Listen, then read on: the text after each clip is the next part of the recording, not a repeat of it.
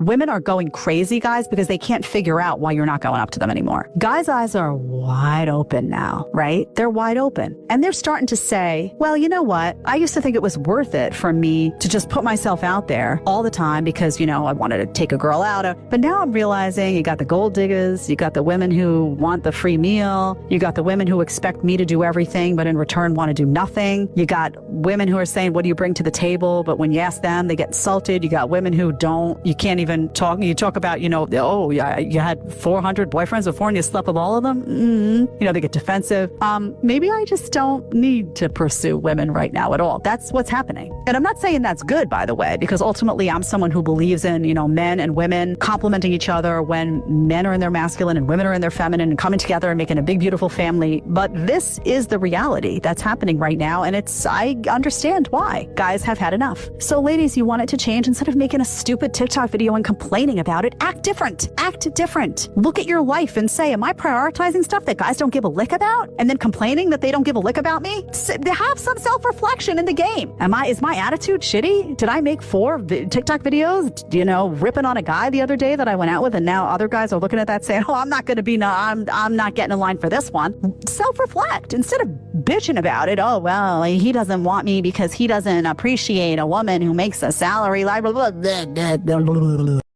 Good morning, brothers. Imagine waking up one day and realizing that the entire world you were told to build, protect, and provide for has quietly, calmly, and permanently locked its doors on half the population that spent decades screaming at you to leave. What if I told you that right now across the planet, millions of men have done exactly what they were told to do for 50 years? They listened to women, they walked away, and they never looked back.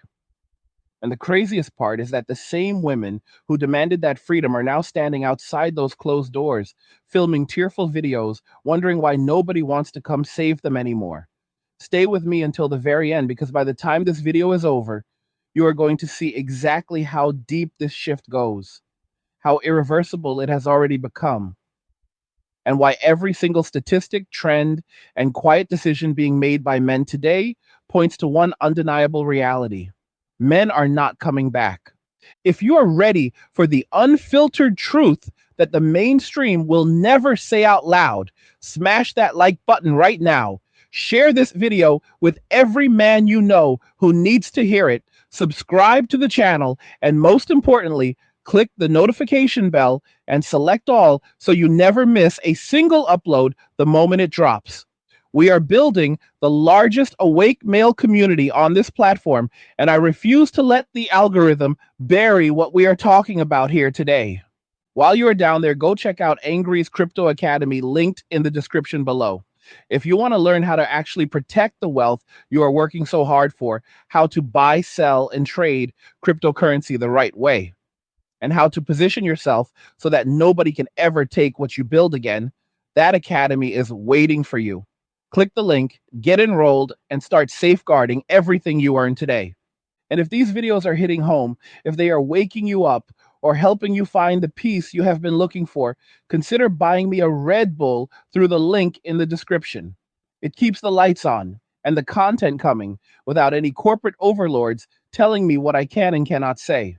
Let us begin.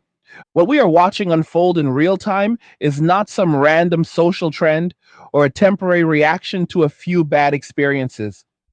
This is the single largest quiet revolution in modern human history.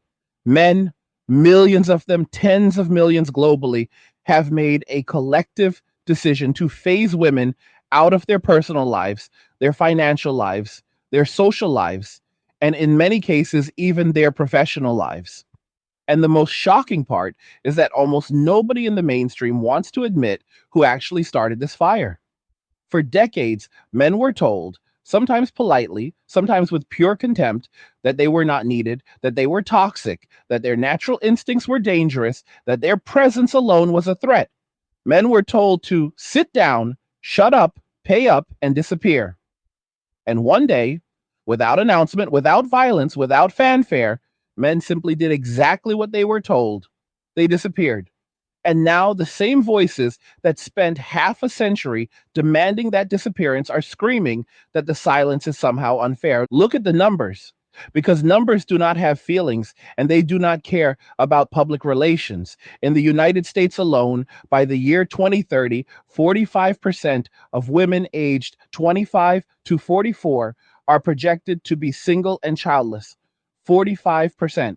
When you add single mothers into that equation, the number of women who will be raising children completely alone or who will have no children at all jumps to 60 or 70%, depending on which study you trust. That is not a small deviation from the norm.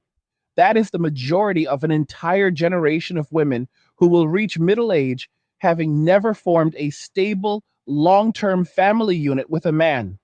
And the question nobody in corporate media wants to ask is very simple. If women are so empowered, so independent, and so capable of doing everything on their own, why are these numbers moving in only one direction and accelerating every single year? Let us travel across the Pacific for a moment, because South Korea is the crystal ball that shows the rest of the world exactly where this road ends. Everyone has heard about the 4B movement, the one where certain women swore off dating men, marrying men, sleeping with men, and having children with men. The media loved that story because it fit the narrative they had been selling for years. Women rising up, women taking control, women finally free.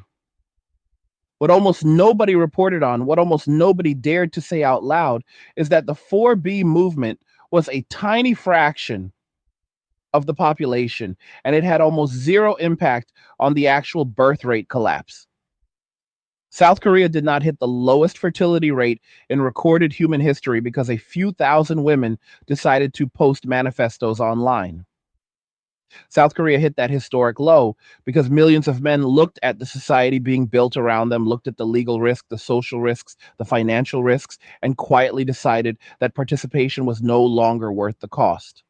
When women in South Korea complained that men were too persistent when asking for dates, lawmakers actually listened and created policies that limited how many times a man could ask the same woman out before it was legally classified as harassment. Feminists were furious, not because the law went too far, but because it did not go far enough. They wanted unlimited attempts to be classified as criminal so they could keep the game going forever. Men looked at that, shrugged, and stopped asking entirely.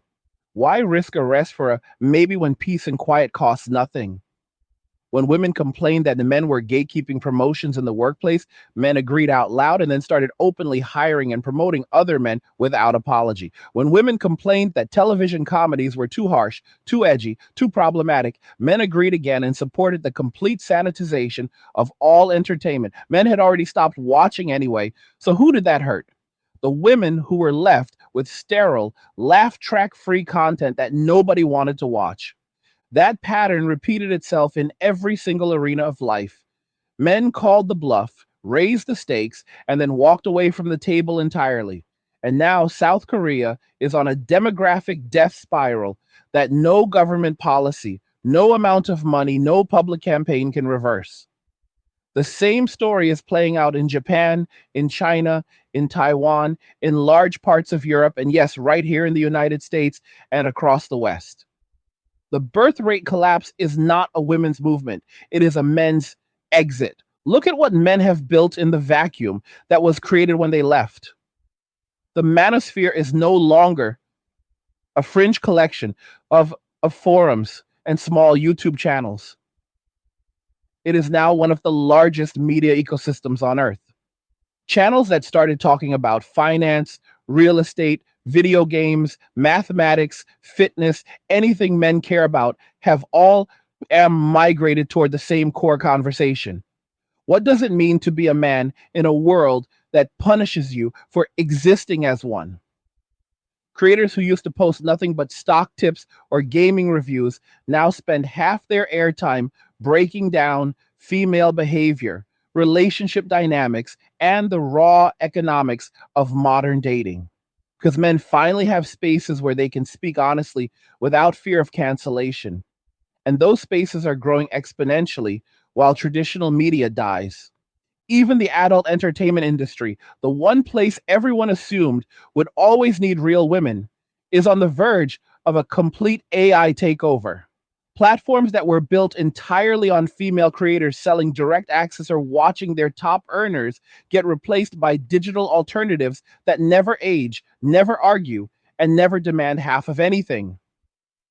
Young men are forming what many would call relationships with AI companions that remember every conversation, never shame them, and cost pennies compared to the real world alternative. And before anyone laughs that off as sad or pathetic, ask yourself how many industries have been completely destroyed because men decided en masse that something cheaper, easier, and less hostile was good enough. Walk into almost any major city today and watch what happens when men stop approaching women in public. The dating statistics are now completely lopsided. The majority of young men under 30 are single. The majority of young women under 30 are not. How is that mathematically possible? Because a shrinking pool of high status men are dating multiple women simultaneously, while the overwhelming majority of average men have simply opted out entirely. Women are sharing the same small group of men, often without even realizing it, while the rest of the male population has gone fishing, gone to the gym, gone back to their apartments to play games or trade crypto or build businesses in peace. And that piece is the part nobody wants to talk about. Single men today are saving more money, reporting higher levels of happiness, sleeping better, eating better, and building stronger friendships with other men than at any point in modern history. Despite inflation, despite economic uncertainty, despite everything the news says should be crushing the average guy, single men are quietly thriving. Why? Hey guys, in a world pushing you to own nothing and be happy, crypto is your key to survival. Join Angry's Crypto Academy to master buying, selling, and trading crypto. Make huge profits and safeguard your wealth. Plus, discover the one crypto virtually no one is talking about, poised to create new millionaires in the upcoming bull run. The link is in the description of the video below. Go check it out now. Because when you remove the largest financial and emotional drain most men ever experience, what you are left with is surplus. Surplus time, surplus money, surplus energy, and surplus peace. Women, on the other hand, are discovering something they were never prepared to face. The state is not a husband. For 50 years, the promise was simple: trade the provider male for the provider government, and everything will be fine. Except the government is now broke. The taxes that used to flow in to pay for endless social programs were coming overwhelmingly from men who worked longer hours, men who spent less on consumption, men who are now working fewer hours, earning just enough to live comfortably and keeping the rest. When men minimize their taxable income and maximize their personal freedom, the entire system that was built on their backs starts to teeter. We are already seeing the early stages of parallel economies. Men are trading skills directly with other men. Crypto communities, prepper communities, overlanding groups, home gym builders, day trading circles. All of these are becoming male only by default because women are simply not showing up.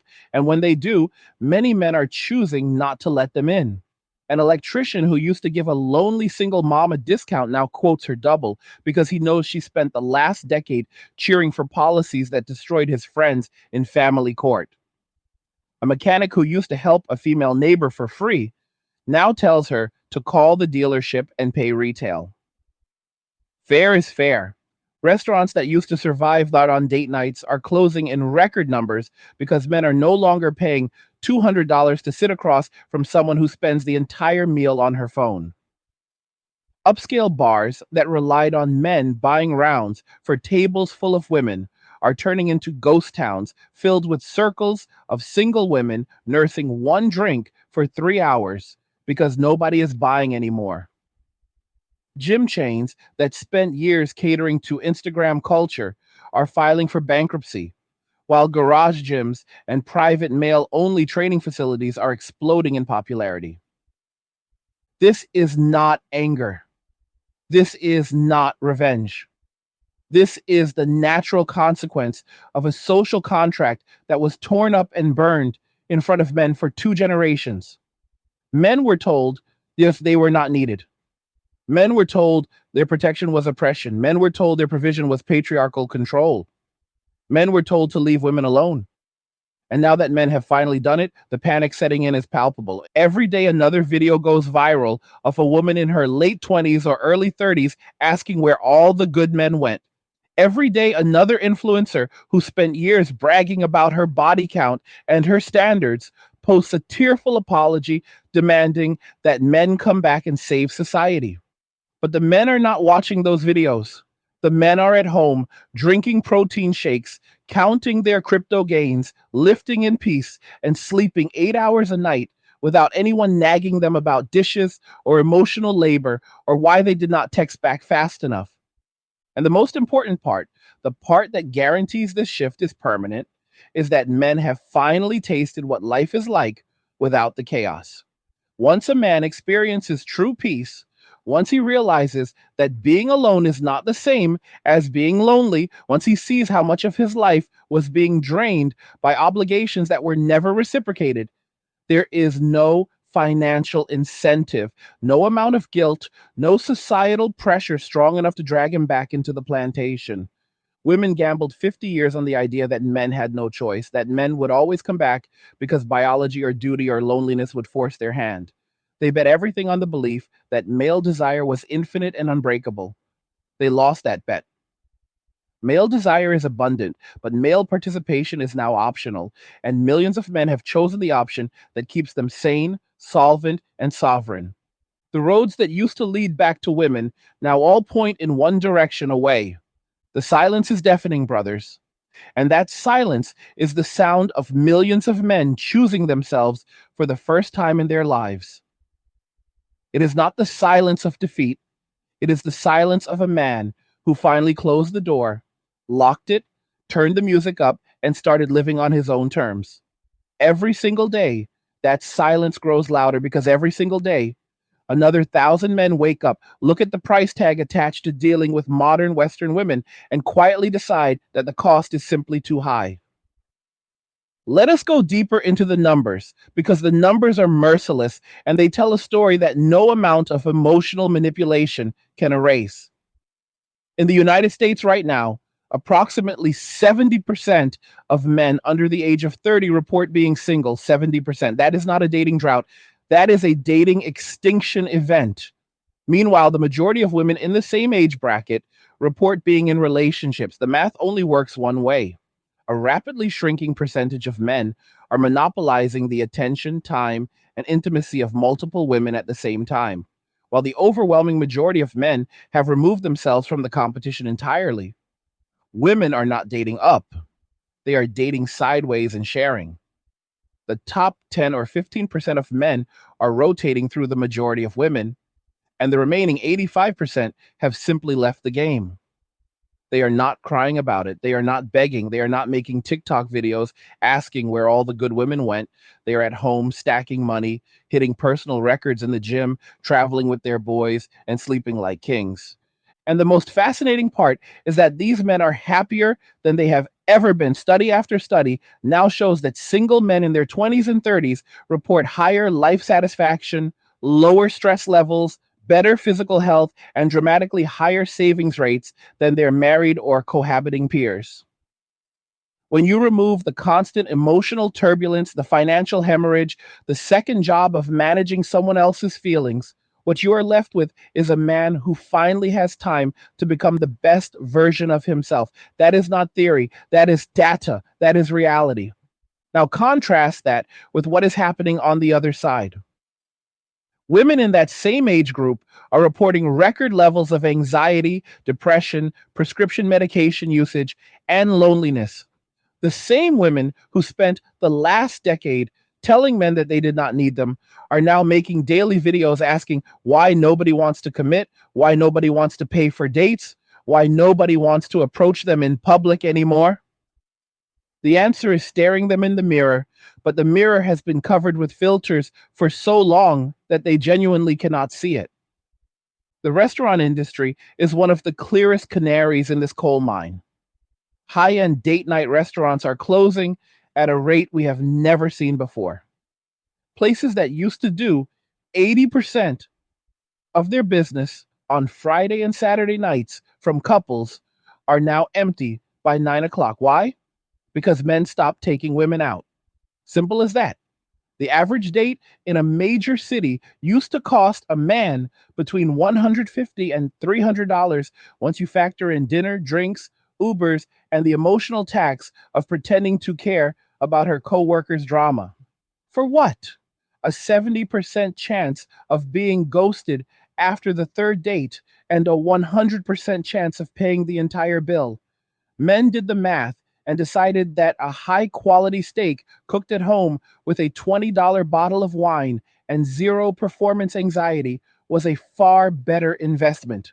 The result? Entire chains are filing for bankruptcy, while butcher shops and high end grocery stores are seeing record profits from single male customers who cook better than most chefs. Gyms are the next domino. Planet Fitness built an entire business model around making women feel comfortable at the expense of serious lifters. They bragged about being a judgment free zone while openly shaming men for grunting, dropping weights, or doing anything that resembled actual training. Men listened. They left. They took their monthly dues and bought squat racks, barbells, and dumbbells for their garages. Now, Planet Fitness stock is in free fall. Commercial gym memberships are collapsing, and companies that sell home gym equipment cannot keep up with demand.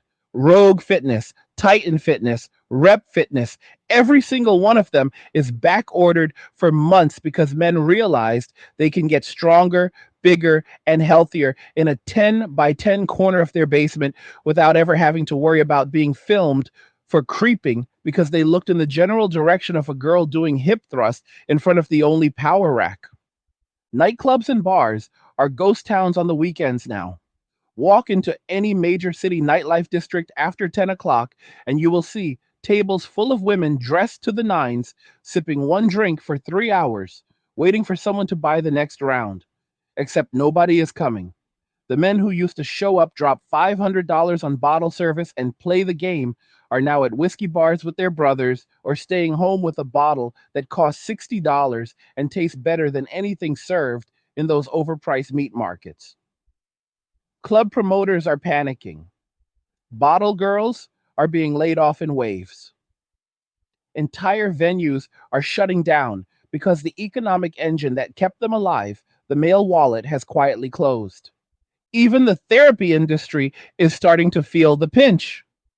For years, therapists built entire practices around married men and their relationship problems. Now those men are single, happy, and have no reason to sit on a couch for $200 an hour to be told that their boundaries are toxic. The clients walking through the door now are overwhelmingly female, and many of them are saying the exact same thing. I'm successful, I'm independent, I have everything I was told to want, so why am I so unhappy? The answer is simple, but it is an answer very few therapists are willing to give out loud because it would end their repeat business. And then there is the tax issue, the one nobody in government wants to talk about. Men pay roughly 80% of all income taxes in Western countries, always have. Women drive roughly 80% of consumer spending. That arrangement worked when men were financially tethered to women through marriage, children, and social expectation. A man would work 60 hours a week, hand over half his check to a household where the majority of it was spent on things he never wanted, and the government would collect its cut along the 95 the way. Now take that man out of the equation. Put him in a small apartment with a 50-inch TV, a gaming PC, a fridge full of chicken and rice, and a brokerage account. Watch how fast his taxable income drops and his spending plummets. The government is already feeling it. Social programs that were built on the assumption of endless male productivity are running out of money faster than anyone predicted. Politicians are scrambling for solutions, but there is no tax you can place on a man who chooses peace over participation. Crypto is another perfect example of what happens when men build something women cannot easily infiltrate. The early days of Bitcoin and altcoins were almost 100% male. The communities, the forums, the discords, the meetups, men only. Women laughed and called it nerd money. Then those same coins went up 10,000%, and suddenly everyone wanted in. But by then, the doors were already closed. The knowledge gap was too wide. The culture was too male. The inside jokes, the risk tolerance, the willingness to lose everything to learn something new. Women showed up late to a party that had already moved to a new location and changed the password. Today, the largest crypto communities are still overwhelmingly male, still building, still trading, still stacking, and still shutting the door. When the same voices that mocked them 5 years ago come knocking looking for a handout. The same thing is happening with the prepper and survivalist communities. Men are buying land in the mountains, learning to hunt, learning to grow food, learning to generate their own power, learning trades that will matter when the grid goes down. Women spent years mocking doomsday preppers as paranoid losers. Now, those same men have compounds, water filtration systems, solar arrays, and networks of other men who will show up with rifles if things go sideways. And women are starting to realize that when the shelves are empty and the power is out for weeks, having a master's degree and a purse collection is not going to keep you warm or fed. Even the trades are becoming fortified male spaces again. Electricians, plumbers, HVAC techs, welders. These were fields women were told they should flood because breaking glass ceilings.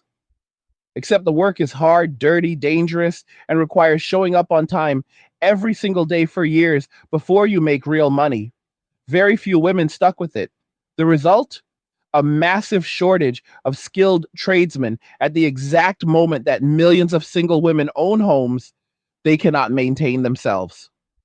A service call that used to cost $200 now costs $600 or more because the guys who can fix your furnace know they hold all the leverage. And when a single mom calls crying that she cannot afford the bill, the answer is the same every time. Should have thought about that before you voted for the policies that destroyed my buddy in family court. This is not cruelty. This is consequence. Overseas travel is the final escape hatch that guarantees men will never be forced back into the cage. A man making $70,000 a year in the United States is upper middle class in most of Southeast Asia, Eastern Europe, or Latin America. With that same salary, he can live in a penthouse, eat at five-star restaurants every night, date women who are fit, feminine, friendly, and actually excited to spend time with him, and still save half his income. Millions of men have already pulled the ripcord. They are not coming back. Digital nomad visas, retirement visas, second passports, the infrastructure is already in place. The women in those countries are not sitting online bragging about how many bodies they have or how they made a man wait 6 months for intimacy. They are cooking dinner, smiling, and treating the man like a king because they understand the deal. Respect and appreciation in exchange for protection and provision. Western women spent years burning that contract and laughing while it turned to ash. Now they are shocked that men found a better offer on the other side of the planet. And the best part for men, they do not need to choose one path. They can have the peace and quiet at home, the home gym, the crypto portfolio, the brotherhood, and still fly to Colombia or Thailand 4 times a year to be reminded what it feels like to be wanted, respected, and appreciated. They get the best of every world, while women back home get the consequences of their collective choices. The panic videos are already flooding TikTok. Women in their 30s with 3 cats and a wine fridge asking where all the good men disappeared to. Women who spent their 20s riding the carousel now demanding that men man up and marry them before the clock runs out. Women who laughed at nice guys now making 30-minute apology videos about how they have changed and are ready to submit. But the men are not watching. The men have AirPods in, lifting weights to music, checking their brokerage accounts, booking the next flight to Manila or Medellin, and smiling because for the first time in their lives, nobody is telling them what they have to do. The wall is undefeated. Biology is undefeated. Consequences are undefeated. And men, for the first time in 50 years, are finally free. We are only getting started, brothers. There is so much more to unpack. So many industries collapsing, so many new male ecosystems rising, so many stories of men who woke up one day, closed the door, and never looked back. Stay with me because the next part is where we talk about how this ends. What society looks like in 10 years when the majority of women are alone and the majority of men are thriving overseas or in fortified male communities right here at home. You do not want to miss what is coming next. The great irony that nobody wants to say out loud is that the very same women who spent a decade screaming, "I don't need a man," are now discovering that society itself was built on the assumption that men would always be there to keep the lights on, the pipes from bursting, the shelves stocked, the streets safe, and the taxes paid. They genuinely believed the state could replace the husband, the father, the brother, the friend, the protector, and the provider. They believed the fantasy that an endless supply of male labor and male sacrifice could be taxed, shamed, and legislated into existence forever without men ever noticing the extraction or deciding to opt out. They were wrong, catastrophically wrong, and the bill is now coming due in real time. Let us talk about the coming decade, because what is happening right now is only the opening act. By 2035, the demographic maps are going to look like something out of a post apocalyptic movie in every Western country and most Eastern ones too. In the United States, Europe, Canada, Australia, Japan, South Korea, and increasingly China, we are heading toward a reality where the majority of women aged 30 to 50 will be single, childless, or raising children alone with no male involvement whatsoever. The majority of men in that same age range will either be overseas living like kings on Western salaries, or they will be living minimalist, high freedom lives in small, male centric communities, micro cities, and rural compounds where women simply do not exist in their day to day reality. The two groups will occupy the same country on paper, but they will live in completely different worlds. Picture this: a man in his late 30s wakes up in a 2-bedroom cabin he paid cash for on 5 acres an hour outside a mid sized American city. He spent $90,000 on the land and built the cabin himself with 3 buddies over a couple of long weekends. Solar panels on the roof, Starlink on the wall, a deep well he drilled with a rented rig, a 5,000 gallon water tank, a wood stove, and a chest freezer full of venison. He hunted himself. His monthly expenses are under $800. He works remotely 4 days a week, doing high level coding or engineering consulting for a 6-figure salary that he never sees because it goes straight into Bitcoin, index funds, and physical silver. On his 3-day weekends, he lifts in his garage gym, rides dirt bikes with his brothers, who live 10 minutes away in identical setups, brews beer, and every few months, hops a flight to Bogota or Cebu to spend time with a woman 15 years younger who treats him like royalty and costs him less per month than one mortgage payment back home. That man is not an outlier anymore. That man is the new archetype, and there are tens of thousands of him already, with hundreds of thousands more on the way. Now, picture the counterpart: a woman, the same age, living in a 600 square foot apartment in a major city because that is all her corporate job and child support checks can afford. Her student loans are still $40,000 after 15 years of payments. Her car is leased because her credit is shot from maxed out credit cards. The building's maintenance is falling apart because the HOA is broke and nobody knows how to fix anything anymore. The power flickers every few months because the grid is aging and there aren't enough men going into the trades to keep it running. She opens TikTok and sees another video of a man half her age living in Thailand with a beautiful 24-year-old girlfriend, a beachfront condo, and a smile that says he will never come back. She cries, records a 30-second clip asking where all the good men went, and goes to bed alone with her cat and a bottle of wine that costs more than that man spends on groceries in a week. That is not hyperbole. That is the trajectory we are already on, and the speed is only increasing. And the family court system is going to be the next institution to collapse under its own weight. Right now, it still functions because there are enough married men left getting bled dry to keep the machine turning. In 10 years, there will be almost no one left in the pipeline. Men have watched their fathers, brothers, and friends get destroyed. They have read the horror stories. They have seen the statistics. 70 to 90% of divorces initiated by women, 85% of sole custody going to women, child support that cannot be reduced even if you lose your job, alimony in many states that lasts longer than some prison sentences. The new generation looked at that casino, saw the house always wins, and decided not to play at all. Marriage rates are already down over 60% from their peak. In another decade, marriage is going to be a niche religious practice for a tiny percentage of the population. And the entire legal apparatus that was built around transferring wealth from men to women through the family court system is going to run out of raw material. Universities are next. Young men are already abandoning college at rates we have never seen.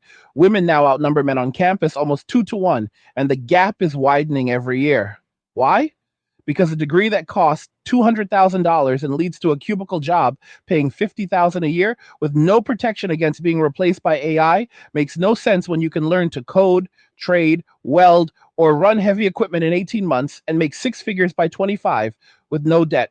Men are doing the math and walking away from the scam in droves. In 10 years, entire liberal arts departments are going to close. Mid-tier universities are going to merge or go bankrupt. The gender studies wing that spent 20 years telling men they were the problem is going to be a ghost town funded by taxes that no longer exist because the men who used to pay them opted out. The military is already sounding the alarm. Recruiting numbers are in free fall because young men no longer see any reason to risk their lives for a society that treats them like disposable utilities at best and dangerous criminals at worst. When the draft was a real threat, society at least pretended to value men. Now that the draft is politically impossible because women would have to register too, the mask is completely off. The military cannot fill its ranks with women alone, and the men who used to sign up for patriotism or benefits are staying home, lifting weights, and telling the recruiter to pound sand. Even the corporate world is starting to feel the shift. Companies that spent years bragging about diversity hires and female leadership initiatives are quietly realizing that the talent pipeline they destroyed is not coming back. When you spend a decade telling boys they are inherently flawed and need to be medicated or re educated out of their masculinity, you should not be surprised when those same boys grow into men who have zero loyalty to the system that hated them first. The tech industry, finance, engineering, every high paying field that requires extreme competence and long hours is watching women plateau while men who opted out entirely build their own companies. DAOs, and remote teams that operate outside the traditional corporate structure altogether. And then there is AI. And people think AI is going to take jobs across the board, but the truth is far more lopsided. The jobs that are disappearing first are the ones women clustered into: HR, marketing, administration, middle management, anything that involves shuffling paperwork, writing emails, or managing feelings. The jobs that AI is struggling to replace are the ones men dominate: plumbing, electrical work, diesel mechanics, coding at the deepest levels, anything that requires getting your hands dirty or solving novel problems in real time. Men are pivoting into roles that AI cannot touch, while women are being automated out of the positions they were told were the future. The gender pay gap is about to flip in ways nobody is prepared to talk about.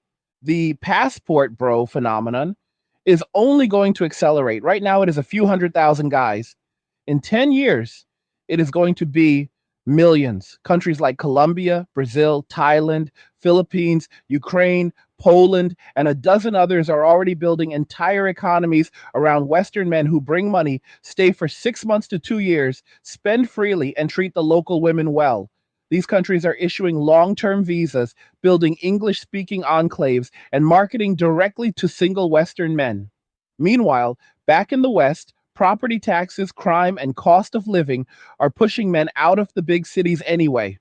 The math is undeniable. Why pay $4,000 a month to live in a 400 square foot box in Los Angeles, where you are treated like a threat when the same salary lets you rent a villa with a pool and a housekeeper in Bali for $800, and women smile when they see you coming? The women who stay behind are going to be forced into one of three realities: compete in a sexual marketplace that has 80% fewer buyers, move to countries where they are willing to adopt traditional roles and fight local women for the few remaining Western men, or accept a life of solitude, cats, wine, and government assistance that is shrinking every year because the tax base walked away. And the craziest part is that none of this required violence, protest, or laws. Men simply listened. For 50 years, they were told to go away, to stop approaching, to stop providing, to stop protecting, to stop expecting anything in return. So they did. They went away. They built their own gyms, their own economies, their own communities, their own peace. And now, the same society that pushed them out is collapsing under the weight of its own ideology while men watch from the sidelines. Protein shaker in one hand, passport in the other, smiling because for the first time in their lives, nobody can tell them what to do. This is the future that is already here. It is just not evenly distributed yet. We are building something new, brothers. Something that cannot be taken, cannot be shamed, and cannot be guilted away. A world where a man's peace is the highest priority, where his resources stay in his control, where his loyalty is earned, not demanded, and where the only people in his circle are the ones who add value instead of extracting it. The old world is dying. The new one is already born. And every day, another 1,000 men wake up, close the door, and start walking the only road that still makes sense. The road away. The next 10 years are going to be the most lopsided transfer of peace, power, and prosperity in recorded history. Not because men declared war, not because men marched in the streets or passed new laws, but because men finally, quietly, and irreversibly stopped showing up to a game that was designed to make sure they always lost. The moment the average man realized that his presence was optional, that his money was optional, that his attention was optional, that his protection was optional, the entire house of cards began to fold.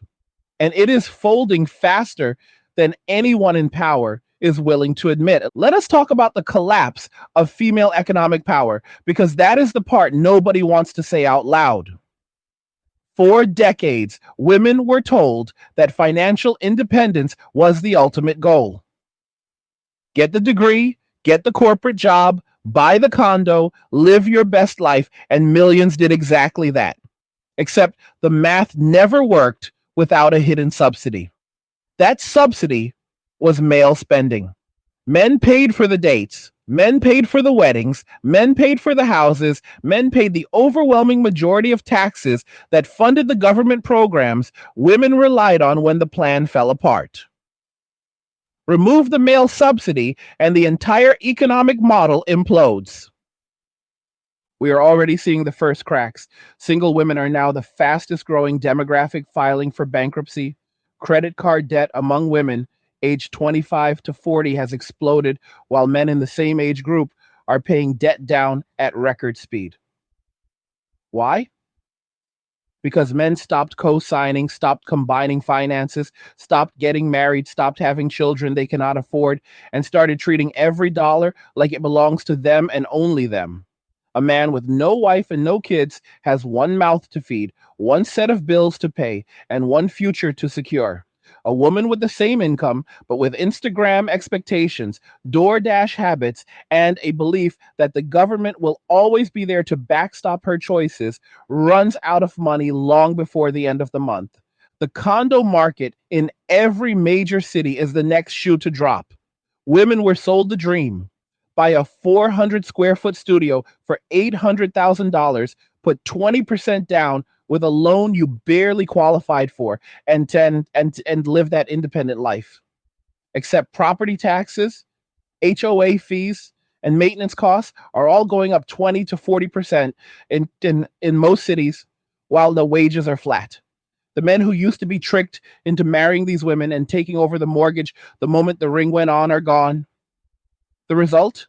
A flood of 30 something women trying to sell overpriced shoebox condos in buildings full of other 30 something women trying to do the same thing. Prices are already starting to crack in Miami, Austin, Denver, and Toronto. In 5 years, entire high rise buildings are going to be half empty because the only buyers left are investors who want to turn them into short term rentals for the few remaining men who still visit those cities for work.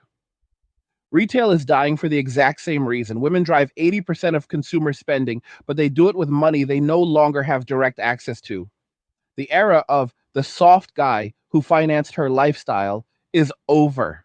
The era of the corporate job that paid enough to keep up with the designer bags and the brunch lifestyle is over. Shane and Tamu are winning because real luxury is now mathematically impossible for the average woman. Louis Vuitton, Lululemon, and Starbucks are all issuing profit warnings because the male funded discretionary spending that kept them alive has vanished. Men are wearing the same 5 high-quality t-shirts for 5 years, drinking coffee they brewed at home, and putting the difference into assets that actually grow. The consumer economy was always a house built on male labor and male transfer payments.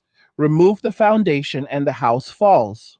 OnlyFans deserves its own chapter because it is the perfect case study in female economic miscalculation.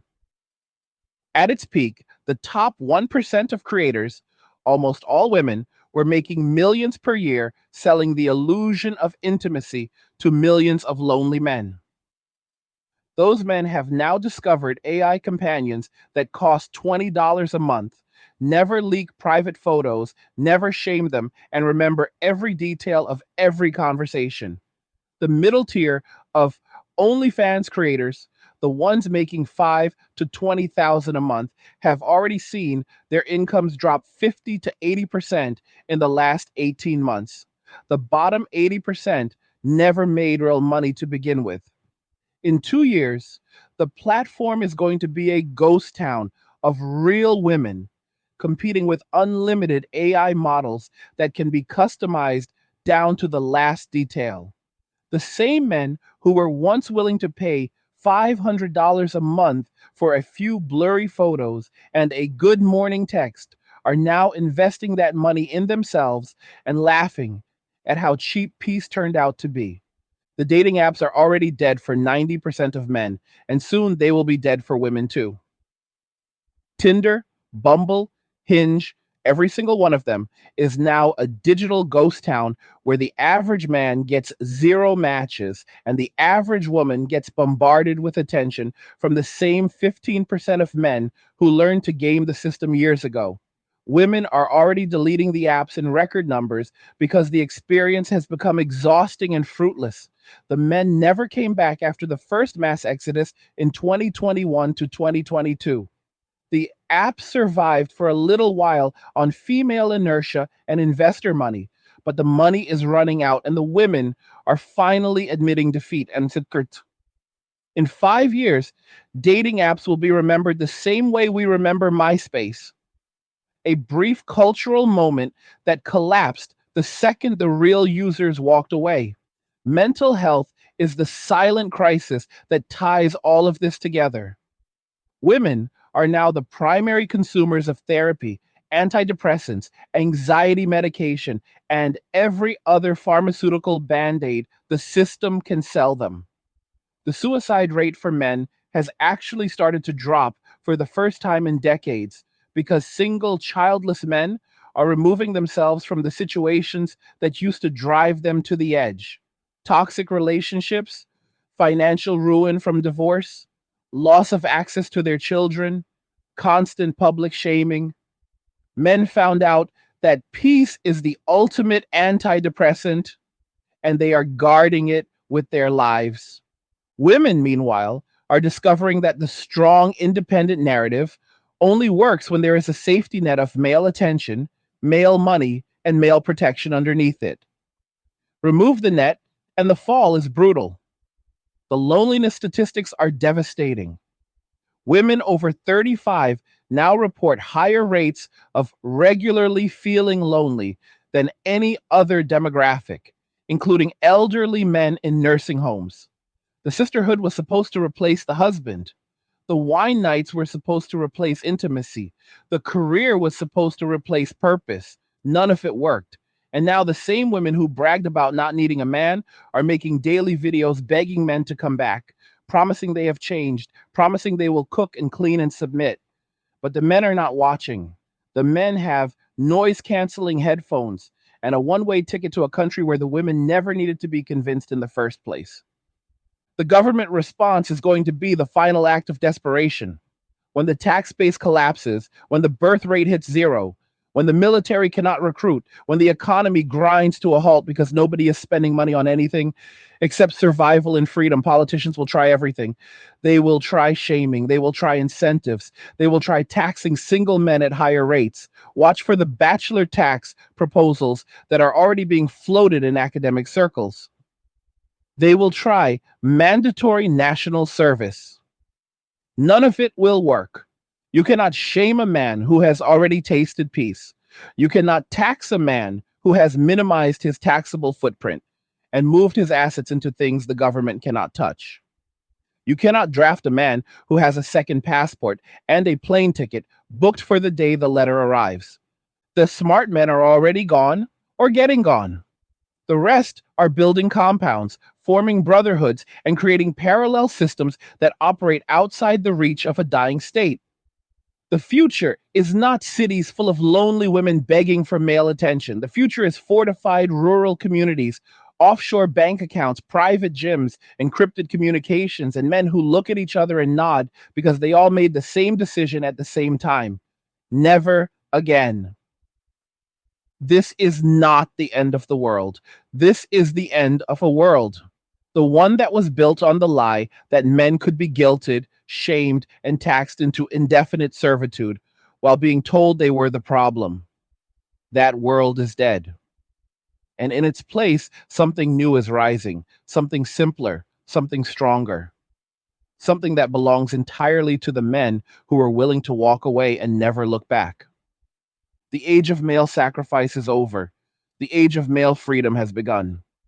And there is no force on earth strong enough to drag a man who has tasted that freedom back into the cage. The cage door is not just open, it has been removed, melted down, and turned into a barbell that men are now pressing overhead while the zookeepers scream from the other side of the moat. That is the reality nobody in the legacy system wants to face.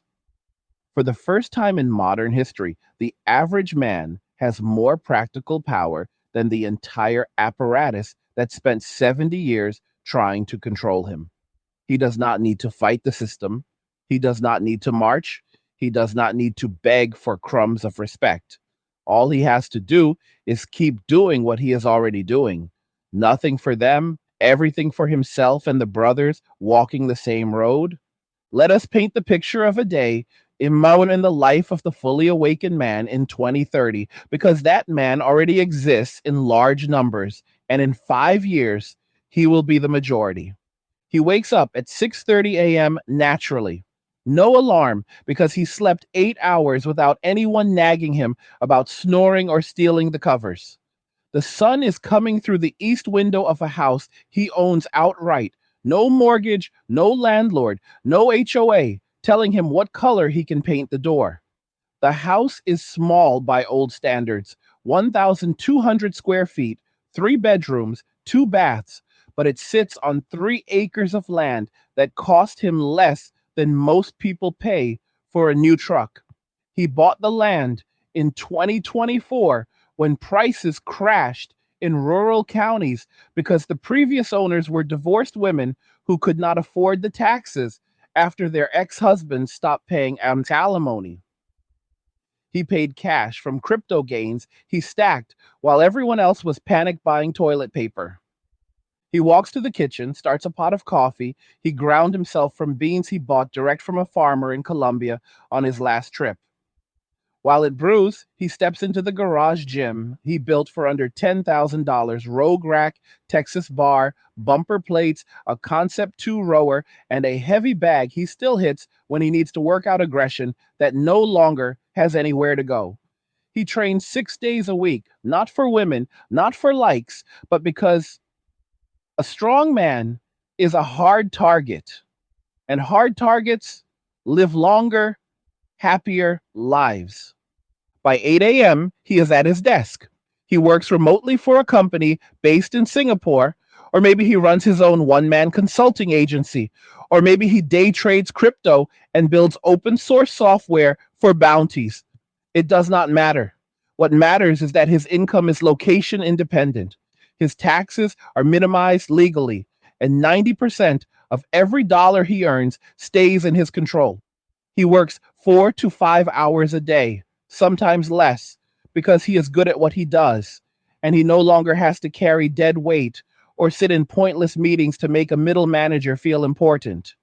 At noon, he eats a meal he cooked the night before: ribeye, eggs, rice, vegetables, total cost $4. He eats slowly while reading a book or watching a private Discord where 200 other men share trade ideas, land opportunities, visa hacks, and workout programs. No women in the server, no drama, no passive aggressive comments, just men building, learning, and protecting what they have built. Afternoon is his.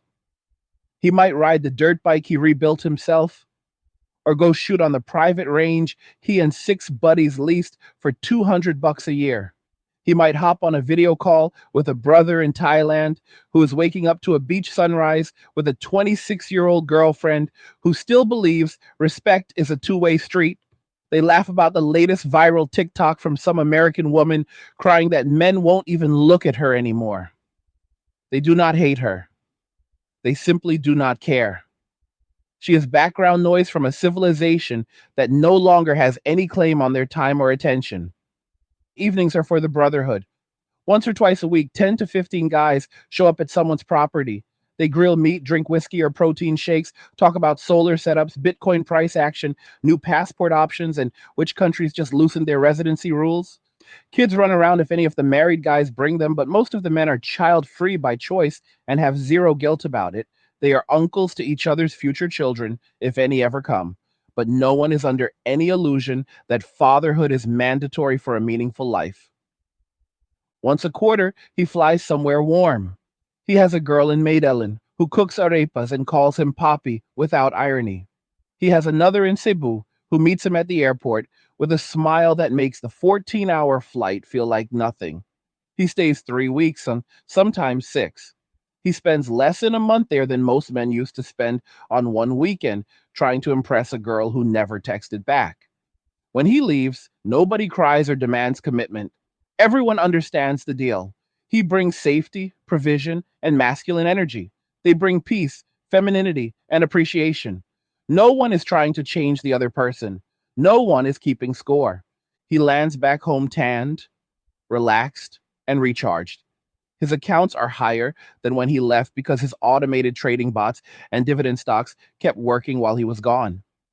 He sleeps like a man who has nothing to prove and no one to answer to. That is not a fantasy. That is the default setting for millions of men right now, and in 5 years, it will be tens of millions. The only thing stopping more men from living this life today is inertia and the last threads of guilt that society spent decades weaving into them. Those threads are snapping by the millions every single day. Now contrast that life with what the average Western woman will be doing in 2030. She wakes up at 7:15 to an alarm because her sleep is broken by anxiety and the sound of the neighbor's new puppy she cannot afford to complain about. Her 550 square foot apartment smells faintly of cat litter and whatever takeout she ordered last night because cooking for one feels pointless. Rent just went up another 12% because the city needs revenue and the tax base evaporated when all the high earning men moved 2 hours away or left the country entirely. She checks her phone. 72 new likes on the dating apps, 68 of them from men she would never consider, and 4 from the same unemployed musician who has been messaging every woman in a 50-mile radius. She swipes for 20 minutes, gets bored, and closes the app. She has not had a real date in 8 months.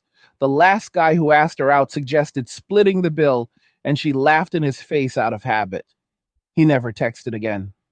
She gets ready for work.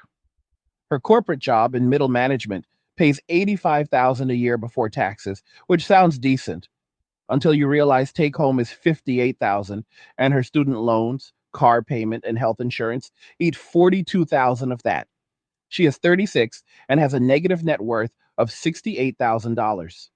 At the office, half the team is remote because the company cannot afford to keep the lights on in the building 5 days a week.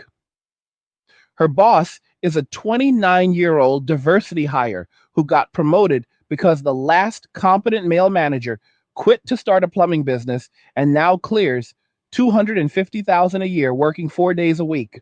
She spends her day in meetings about inclusion metrics while watching the male engineers get poached one by competitors who pay double and do not care about pronouns. She eats lunch at her desk, a salad that cost $18 because everything is more expensive now that supply chains are stretched and there are not enough truck drivers. She scrolls TikTok and sees another video of a man her age in Portugal with a beautiful girlfriend half her age riding on the back of his motorcycle. The comments are full of women her age calling him a loser who cannot handle a real woman. She feels a stab of something she refuses to call envy. After work, she goes to the gym in her building because the big chain gym's all closed. The gym is empty except for 2 other women doing glute exercises in front of the mirror. The squat rack has been removed because maintenance stopped coming and nobody knows how to fix it. She does cable kickbacks for 45 minutes, takes a selfie, and leaves. Dinner is a frozen meal and half a bottle of wine. She watches a Netflix show about strong, independent women who all end up with perfect men in the final episode. She cries a little but tells herself it is just the wine. Her cat jumps on her lap and she talks to it for 10 minutes because it is the only living thing that has touched her in weeks. Hard times are here. Jobs are disappearing fast. And if you lose yours, you could be homeless in a few months or even a few weeks. But it doesn't have to be that way. Check out Angry's Creator Academy and learn how to build your own online business using YouTube to grow it. And get the free creator blueprint when you sign up. The link's in description below. Go check it out now. Before bed, she opens Instagram one last time and sees an old classmate who married young, has 4 kids, and lives on a farm with a husband who builds furniture with his hands. The woman looks radiant. Our heroine feels something twist in her chest. She closes the app, turns off the light, and stares at the ceiling until the wine finally pulls her under. That is not the exception in 2030. That is the rule for the majority of women who bought the lie. The gap between those two lives is not a small crack, it is a canyon. And the canyon is widening every single day because one side is building, investing, and protecting, while the other side is waiting for a rescue that is never coming. Men are not angry anymore. Anger requires attachment. They're simply done. Done dating up, done paying for attention, done sacrificing for people who never sacrificed for them, done pretending the game was ever fair. They looked at the scoreboard, saw the fix was in, and walked off the field without a word. And the most powerful part? They do not need permission. They do not need approval. They do not need society to admit they were right. They only need the same thing they have always needed: the will to choose themselves first, finally, and without apology. That will is now spreading like wildfire. Every day, another man cancels the dating apps. Every day, another man buys his first piece of land. Every day, another man books his first flight to a country where masculinity is still celebrated instead of criminalized. Every day, another man looks in the mirror and realizes the only approval he ever needed was his own. The revolution was never going to be televised. It was always going to be lived, one quiet decision at a time, by millions of men who finally understood that peace is not given. It is taken, and they are taking it back, all of it. The most dangerous man on earth right now is the one who has nothing left to lose and everything to protect. That man is multiplying faster than any government, any corporation, or any ideology can track. He does not post manifestos. He does not argue on social media. He does not beg for validation. He simply wakes up every morning, looks around at a world that spent his entire life telling him he was the problem, smiles, and keeps building the life they said he could never have without their permission. That man is you in 5 years. If you decide today to stop waiting for the world to treat you fairly and start treating yourself like the only asset that has ever truly mattered. Let us talk about the brotherhood, because that is the part the mainstream will never understand and can never break. For decades, men were told that male friendship was immature, that grown men needing other men was a sign of weakness, that the only real bond a man should have is with a woman who will eventually use his loneliness against him in court. So men isolated, they married, they sacrificed their friends for relationships that statistics said had a 70 to 80% chance of ending in disaster. And when those relationships exploded, they discovered they had no one left. That era is dead and buried. The new male bond is being forged in fire and concrete, in garages and on private land, in encrypted group chats and around fire pits that burn until 3 a.m., while men talk about things they were never allowed to say out loud before. They talk about the divorces that nearly killed them. They talk about the women who weaponized their children. They talk about the jobs they lost because they refused to play pronoun roulette. They talk about the peace they finally found when they stopped trying to fix people who never wanted to be fixed. These are not sad stories anymore. These are origin stories. Every man in that circle has a skill. One welds, one codes, one grows food, one flies drones, one is a lawyer who now only takes cases for other men getting screwed in family court. One is an electrician who charges women double and donates the surplus to a fund that helps young men buy their first plot of land. They trade with each other for free or at cost. They show up when someone's roof leaks, or when someone's mother dies, or when someone needs a spotter for a new deadlift PR. No one keeps score. No one posts about it for clout. It just works because every man there knows what it feels like to have the entire world turn its back on him. And none of them will ever do that to another brother. These groups are forming everywhere now. Some are 10 guys, some are 200, some are spread across 4 countries, but meet in person twice a year in a different city every time. They have rules: no women in the core circle, no simping, no gossip, no victim mentality. You bring value or you do not come back. That is it. The result is the strongest support network men have had since the days when tribes were real and survival depended on the man next to you. Women see these groups forming and panic because they finally understand what they destroyed. They spent years mocking male spaces, the golf clubs, the bars, the lodges, the gyms. They demanded entry and then complained when the vibe changed the moment they arrived. So men left and built new spaces that women can never find, never infiltrate, and never guilt their way into. The coordinates are not on Instagram. The discords are invite only. The land is titled in trust with no public names attached. You get brought in because another man vouches for you with his reputation on the line. That is how trust is rebuilt when society spent 50 years teaching men to distrust each other. These brotherhoods are becoming the new family structure. Men are raising each other's kids when one of them decides to have a family overseas. Men are burying each other's parents. Men are spotting each other money to buy land or start businesses with zero interest and zero contracts because a handshake between two men who have both been burned is stronger than any legal document ever written. And the women who spent years screaming, men don't have emotions, are now watching from the outside as those same men laugh harder, live louder, and love deeper than any relationship they were ever offered. The joke is on them, and the joke is permanent. Let us talk about the children, because that is the part that keeps some men up at night. The birth rate collapse is not just numbers on a chart, it is the sound of playgrounds going silent. It is schools closing because there are not enough kids to justify keeping the doors open. It is entire towns in Japan and Italy and South Korea that look like movie sets because the last child was born 15 years ago and no one bothered to tear down the swing set. The men who walk away are not oblivious to this.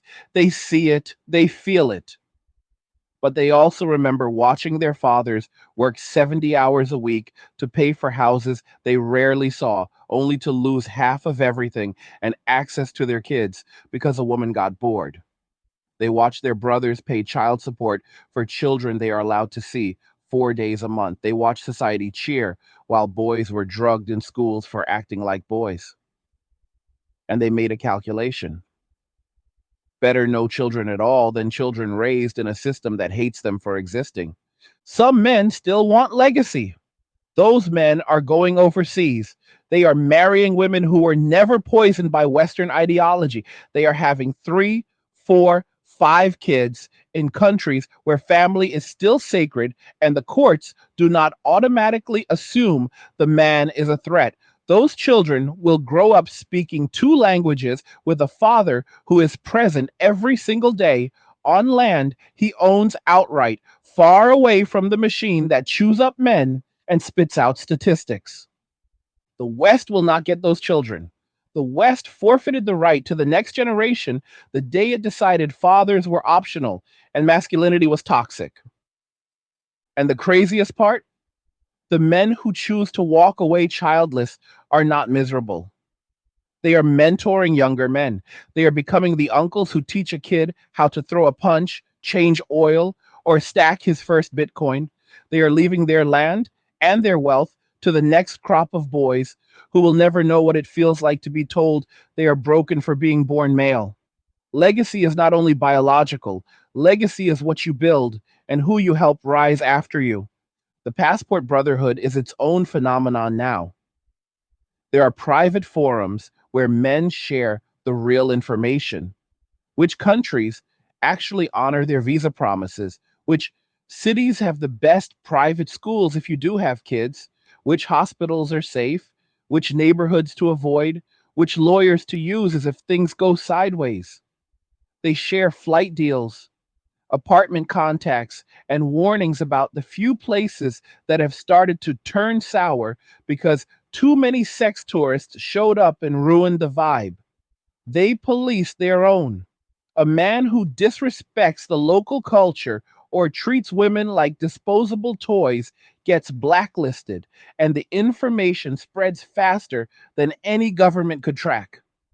These are not losers running away. These are high value men who realized the game at home was rigged and took their ball to a field where the rules still make sense. They are doctors, engineers, entrepreneurs, tradesmen, investors. They are men who could have anything they want back home if they were willing to play the clown for a decade and hope the ring and the mortgage kept her from branching out when she turned 35. They looked at that deal, laughed, and bought a one-way ticket instead. The women who stay behind are starting to feel the walls closing in. The dating pool is not just shrinking, it is evaporating. The men who are still in the West and willing to date locally are either too young, too broke, or too broken to be viable long-term partners. The 6-figure men are gone. The fit men are gone. The men with options are gone. What is left are the ones who never left the couch or the ones who learned to play the new game and now juggle 5 women at once because they know the market allows it. The panic is turning into desperation. We are already seeing the first waves of women trying to follow the men overseas, showing up in Thailand or Colombia with the same entitled energy that drove men away in the first place. It is not working. The local women laugh at them. The expat men ignore them. The fantasy of having it all in a new country collapses the moment they realize the men there have options too. And a 38-year-old corporate feminist with blue hair and a list of demands is not competitive against a 24-year-old who smiles, cooks, and never heard the word therapy in her life. Some women are trying to pivot back home. They are deleting the old photos, lowering their standards, making videos about how they are traditional now and ready to submit, but the trust is gone. Men have seen behind the curtain. They know the script. They know the moment things get hard or a better option appears, the same patterns will repeat. Peace is no longer negotiable. A man who has spent 5 years building a life without drama will not trade it for the promise of drama with a side of home cooked meals. The wall is real. The consequences are real. And the clock waits for no one. The men who understand this are not gloating. They are not making videos dancing on graves. They are simply living. They are lifting, stacking, building, traveling, laughing, and sleeping 8 hours a night without a single text message that says, "We need to talk." They are the calmest, happiest, most dangerous generation of men this planet has ever seen because they have zero incentive to ever go back to the way things were. And that, brothers, is the point of no return. Once a man has tasted true freedom, financial, emotional, geographical, sexual, spiritual, he does not negotiate with terrorists. And make no mistake, the old system is now the terrorist, demanding ransom in the form of his time, his money, his peace, and his future. The ransom will stay unpaid. The road only goes one direction, forward and away, free. The year is creeping closer to 2030, and the silence from men is no longer just loud, it is absolute. It is the kind of silence that comes right before an old building is demolished. No screams, no sirens, just the low hum of charges already set in the foundation and a few smart people walking quickly in the opposite direction. That demolition is already in progress. Every institution that was built on the assumption of endless male compliance is now cracking from the bottom up.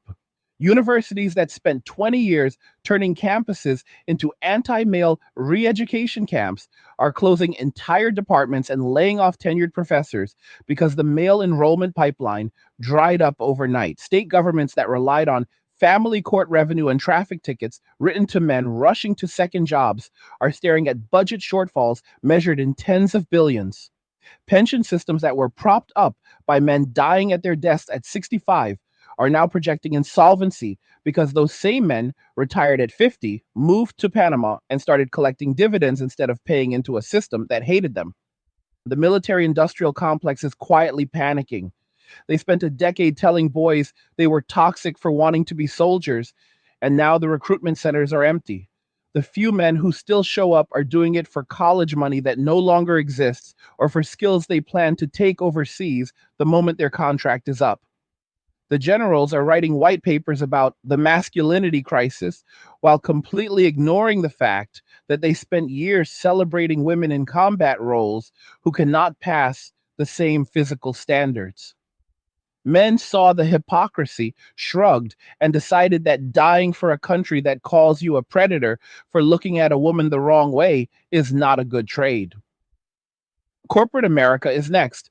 The same companies that bragged about 50% female leadership by 2030 are now watching their stock prices crater because the competent men either left to start their own companies or simply stopped caring about promotions in systems that reward feelings over results. The Peter Principle has been replaced by the pronoun principle. Promote based on identity, not ability, and watch the entire structure collapse under its own virtue signaling. The men who used to carry those companies on their backs are now remote, quiet quitting, or fully exited into one man LLCs that bill triple the hourly rate with none of the politics. The real estate market is splitting into two parallel universes. Urban and suburban areas with high female populations are turning into buyers markets with collapsing prices because there are no longer enough dual income married couples to keep the bubble inflated. Rural areas within 2 hours of major cities are seeing land prices double and triple because groups of men are pooling resources, buying 50 to 500-acre parcels and turning them into private compounds with no public road access and no women allowed past the gate. These are not prepper fantasies. These are engineers, doctors, coders, and tradesmen who looked at the direction of the country, did the math, and decided that owning the dirt under their feet with a group of trusted brothers was cheaper than one more year of alimony payments. And the dating marketplace has officially inverted. In 2019, the top 10% of men had most of the options. In 2025, the top 1% of men have all of the options, and the other 99% have opted out so completely that women are now openly competing for men who would have been considered average 5 years ago. The standards have not risen, the supply has vanished. A man who is 6 feet tall, makes 80,000 a year, can do 20 pull-ups, and owns a paid-off truck is now treated like a unicorn in most Western cities. Women who would have laughed at that same man in 2020 are now making hour-long podcasts about where he disappeared to. The cope is reaching levels that cannot be satirized anymore. Women are telling each other that men are intimidated by their success, that men are low value if they will not commit, that the government will eventually force men to marry again. They are writing articles about how sex robots and AI girlfriends are a human rights violation. They are demanding that dating apps artificially boost male profiles to create the illusion of abundance. None of it is working. The men are not intimidated. The men are not low value. The men are simply gone. And no amount of shaming language changes the fact that they are happier, richer, and more at peace than any generation of men in recorded history. The government is running out of moves. They tried the shame campaigns. Real men step up, be the change, man up and marry those single mothers. The campaigns fell flat because men finally learned to trust their own eyes instead of society's words. They tried financial incentives in places like South Korea and Hungary, cash bonuses for having babies. The bonuses were pocket change compared to the cost of raising a child in a system that can take everything away on a woman's whim. They are now floating the idea of male taxes, extra levies on single childless men to fund social programs. The response has been immediate and predictable. Tens of thousands of men renouncing citizenship, moving assets offshore, and disappearing into jurisdictions that still understand that men are human beings, not utilities. These smart governments, the ones in Southeast Asia, Eastern Europe, and parts of Latin America, are doing the exact opposite. They are rolling out the red carpet, 10-year visas, zero taxes on foreign income, fast track residency if you marry a local, and public campaigns that openly say, we want your skills, your money, and your children. They understand the new reality. Western men are the most valuable economic migrants in human history. They bring capital, education, work ethic, and low crime rates. They do not bring entitlement or demands for endless welfare, and countries that figure this out first will win the 21st century.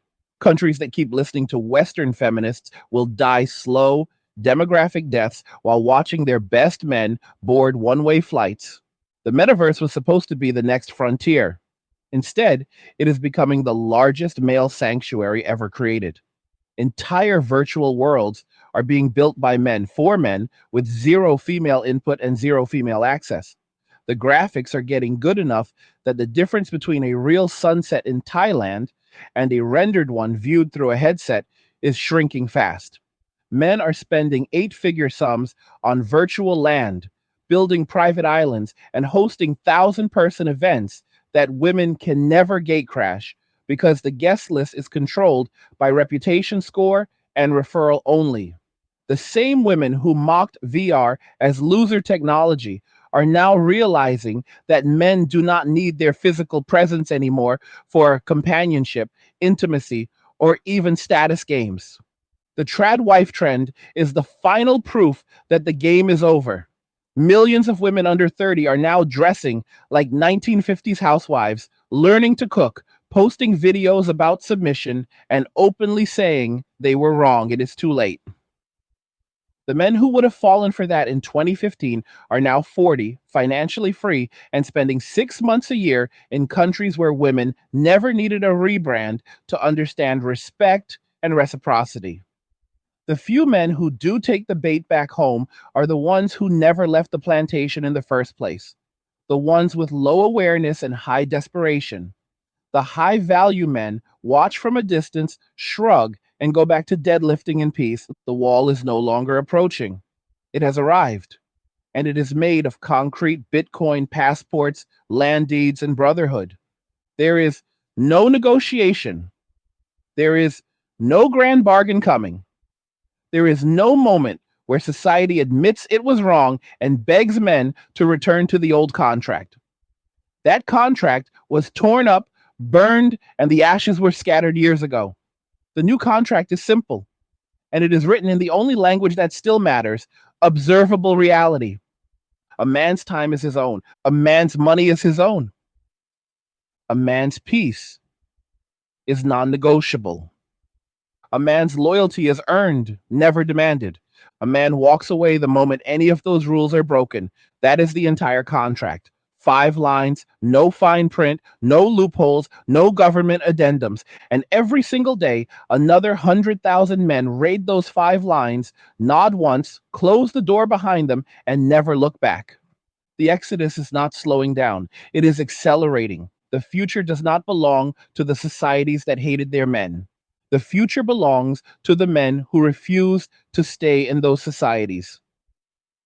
And those men are already living it. Right now, in real time, free. The final stage of this shift is not chaos, it is clarity. Crystal, cold, unbreakable clarity. The fog that kept men trapped for generations has lifted.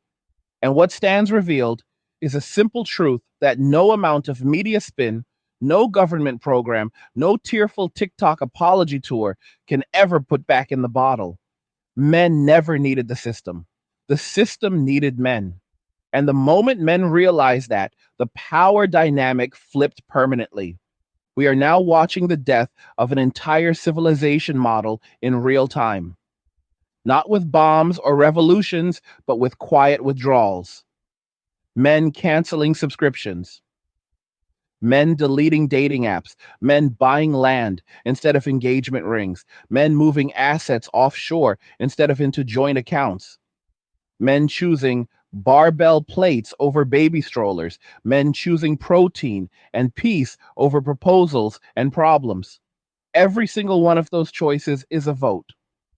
And the votes are being counted daily in collapsing marriage rates, empty churches, bankrupt gyms, silent nightclubs, and government budgets that no longer balance. The most terrifying part for the old order is that men are not doing this out of spite. They are doing it because the alternative is better, infinitely better.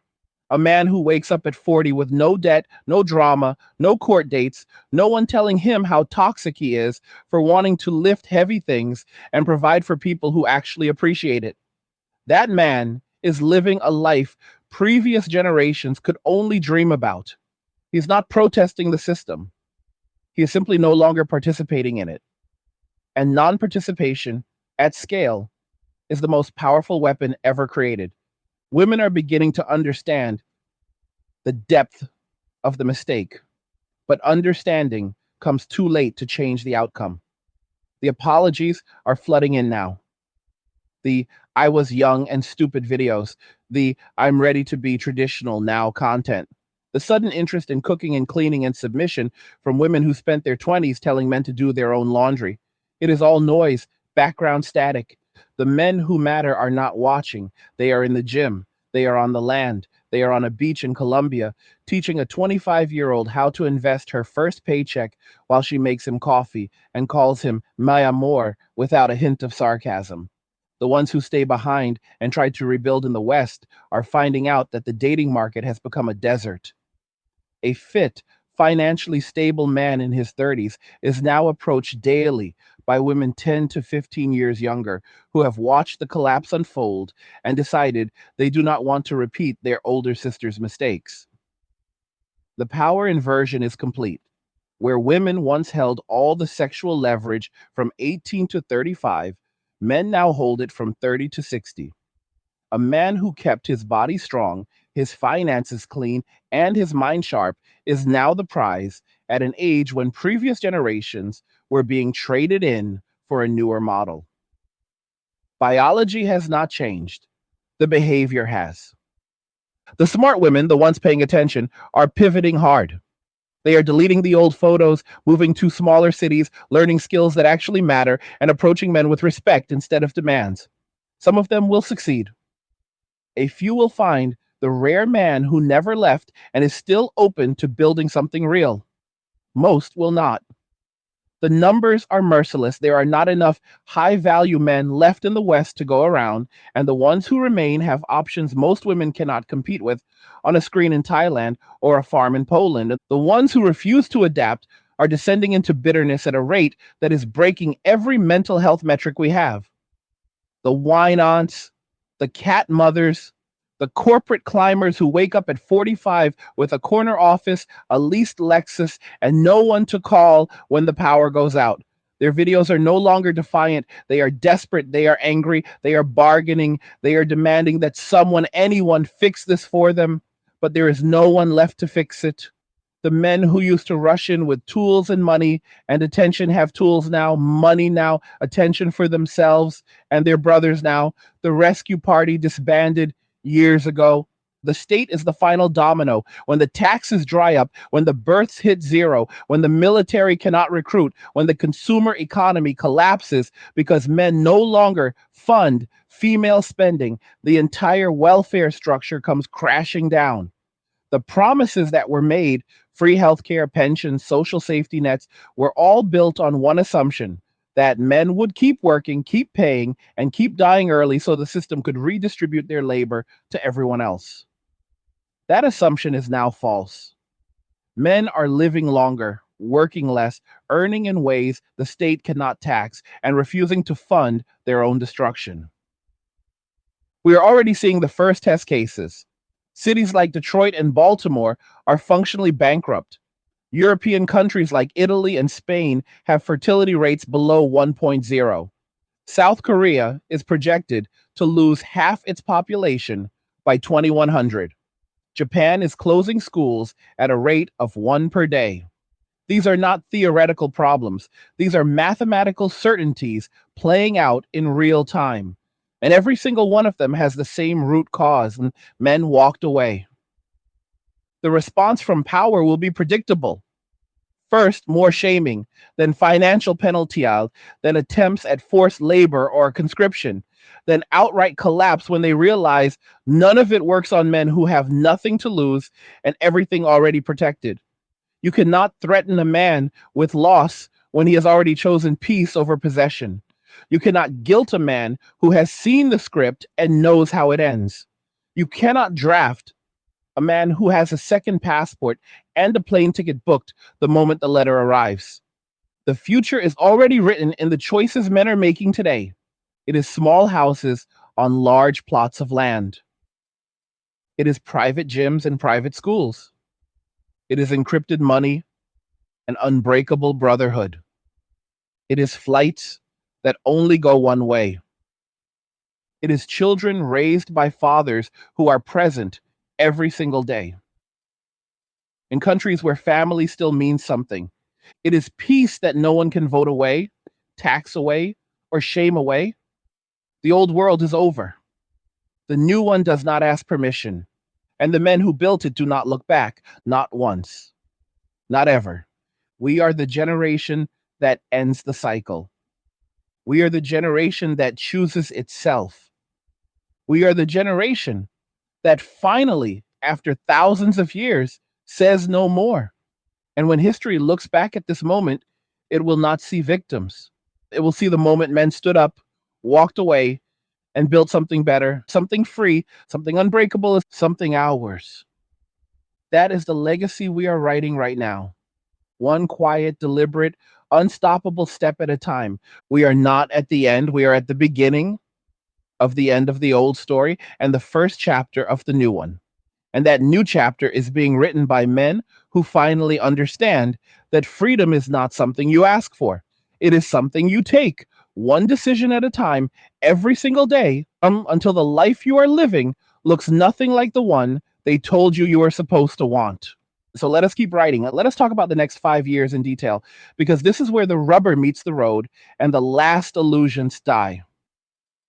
By 2030, the phrase ghost cities will no longer apply only to China.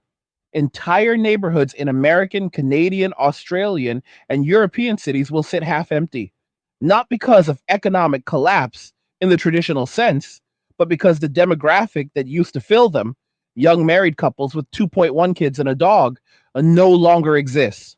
The houses will still stand. The lawns will still be mowed by landscaping companies paid by banks that foreclosed on women who could not keep up with the mortgage once the child support checks stopped or never started. Drive through any upper middle class suburb on a Saturday afternoon and you will see it. One house with a dad throwing a football to his son, the next six with single women in their 40s walking rescue dogs and pretending they planned it this way. The schools will be the clearest visible scar. In 2028, hundreds of elementary schools will close permanently, not because of budget cuts, but because there are no children. Class photos that used to have 30 kids will have 8. Teachers who spent their careers lecturing boys about toxic masculinity will be laid off in waves because there are no boys left to lecture. The remaining students will be overwhelmingly female, raised by single mothers or grandmothers, and the curriculum will shift even further toward emotional literacy and away from anything that might make a boy feel good about being a boy, except there will be no boys to trigger. So the entire system will just quietly rot from the inside. College campuses will become female monasteries. Male enrollment will dip below 25% nationally. The remaining men will be either foreign students who leave the moment they graduate, or the tiny percentage who still believe a degree is worth 6 figures of debt. Fraternities will be banned or irrelevant. Football stadiums will play to half empty seats because the male fans stopped caring about institutions that spent a decade telling them they were the problem.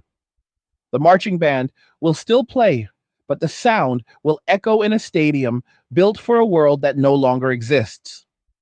The trades will become the new aristocracy. A 28-year-old plumber with no debt, a paid-off truck, and a 6-figure income will have more power in the dating market than a surgeon had in 1995.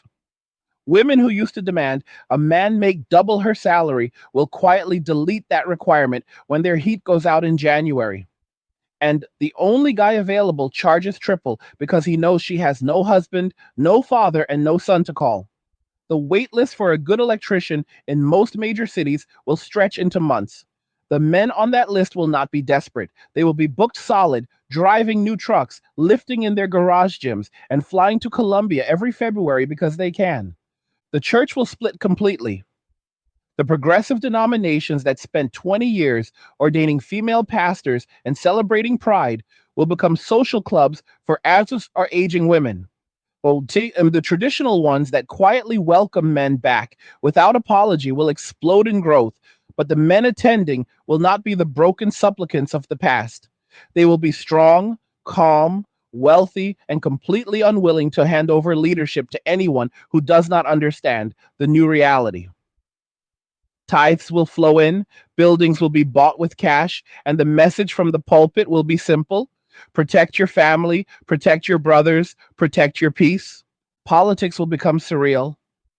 Female voter turnout will hit 90% in some countries because the men have checked out entirely. Laws will swing wildly toward whatever makes the remaining voting bloc feel safe. Stricter harassment rules, more welfare, more taxes on the few men still visible in the system. The men will respond by disappearing further. Crypto adoption will hit 50% among men under 40. Nomad visas will be claimed by the millions.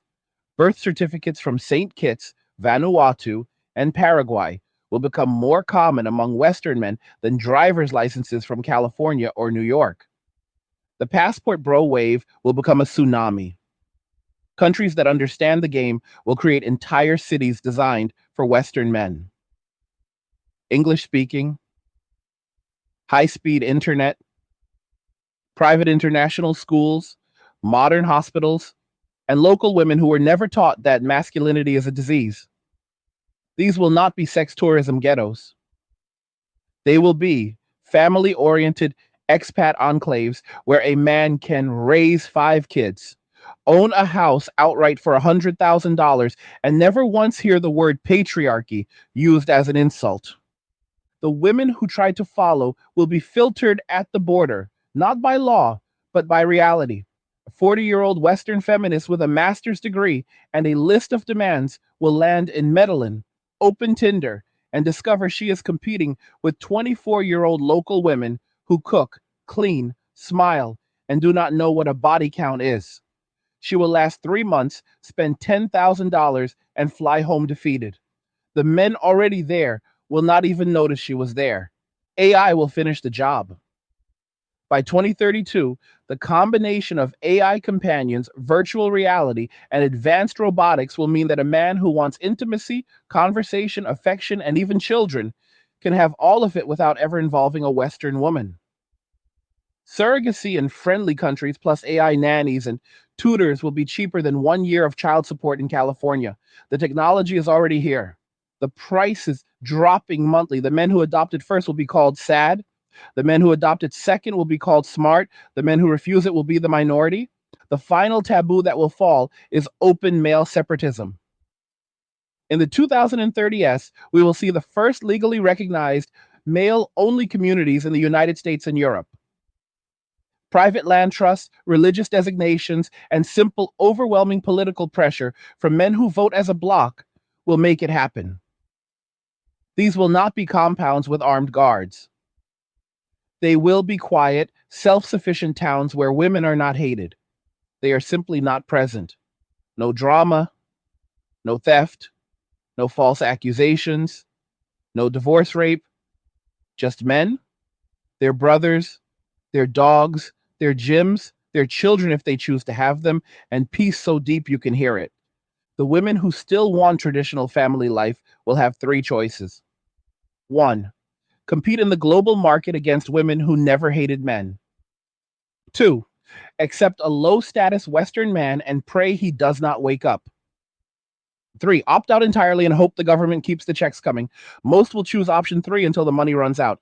Then the real panic begins, and through all of it, the men who walked away first will be living lives of such ridiculous abundance that future historians will struggle to explain it. They will own land in multiple countries. They will have children who speak 3 languages and have never heard the phrase toxic masculinity. They will deadlift 4 plates, read philosophy in the morning, and grill steak with their brothers at night. They will fly first class for the price previous generations paid for economy because entire airlines will cater to the new male nomad class.